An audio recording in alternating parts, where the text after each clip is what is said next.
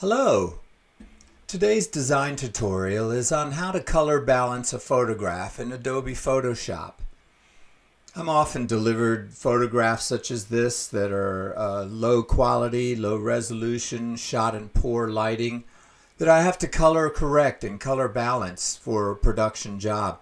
Whether it's print or web, it still has to look good in high resolution.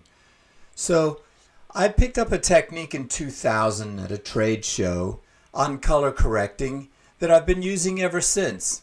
While I mainly work in the RGB color space, this will work just fine in a CMYK color or grayscale color space because it works on the operating theory that if you can balance out the white and the black spot on your photo, then all the other colors will fall in line behind that.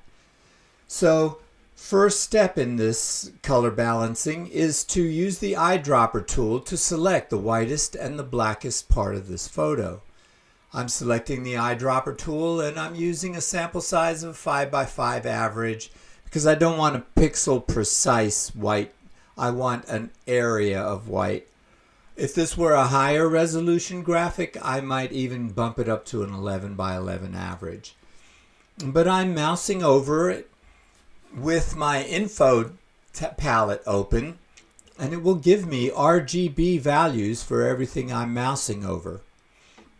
Now I've been looking at all the white spots on this photo, and I've determined that the whitest spot is actually this corner of the mandala right here. A true white would be 255, 255, 255. But I'm finding a 255, there should be a 255, 250, here's 255, 254, and 216. That's probably as white as I'm going to find. So I hold down my shift key and click with my eyedropper and it will save that little point for me to refer to later. Now I've just got to find another spot like that in black, which is a 0, 0, 0. And I know it's in this area. There's another one in this area. There's a 2, 1, 0, but I want a 1, 1, 0, or as 1, 1, 0, 1, 1, 0 is right there. And there I have my white at 255, 254, 216, and my black at 110.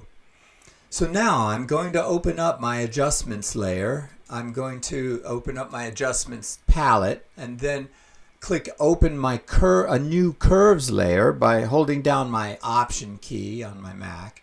I believe it's an alt key on the PC, but clicking open for a new curves layer that will use the previous layer to create a clicking mask if I click that little button. This is what I want to do. This preserves my original image and just makes all of my edits on this one curves adjustment layer. Now that's open to a composite of RGB, and I'll come back to that later, but first I want to adjust all of the other colors. I'm going to go down to my blue because that one's the one that's way out.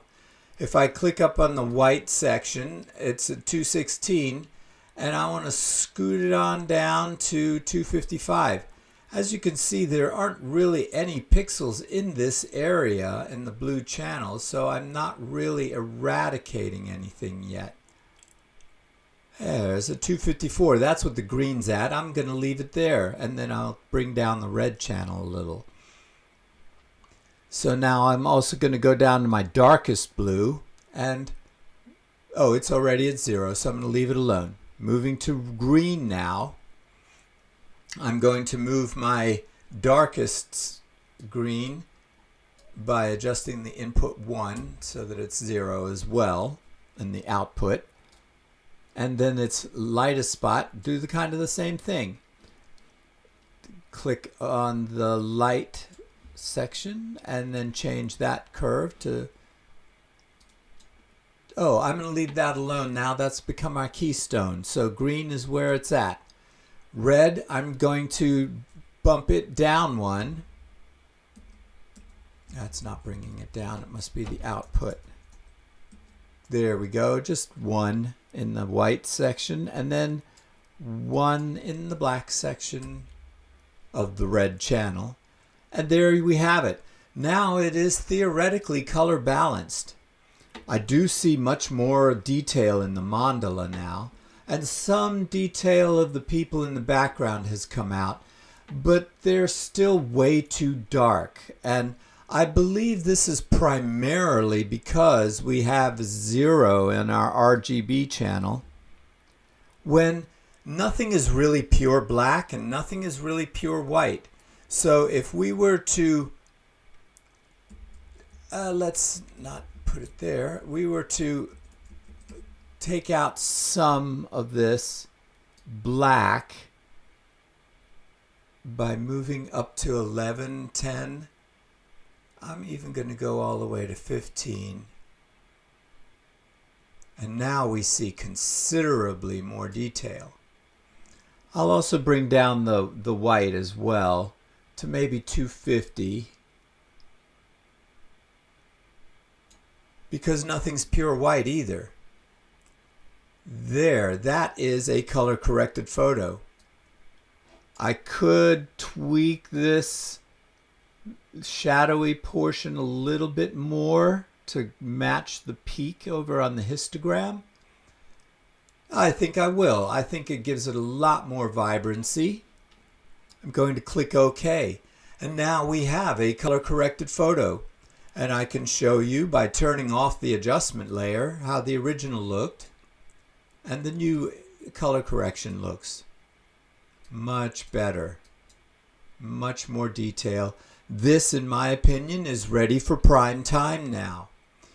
So I would save it as a layered Photoshop file and move and use it in my projects in that way.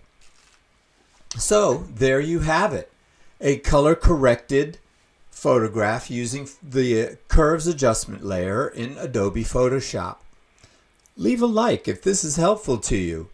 Subscribe if you want to get more design tutorials. And I hope your projects go really well. Thank you for your eyeballs. Goodbye.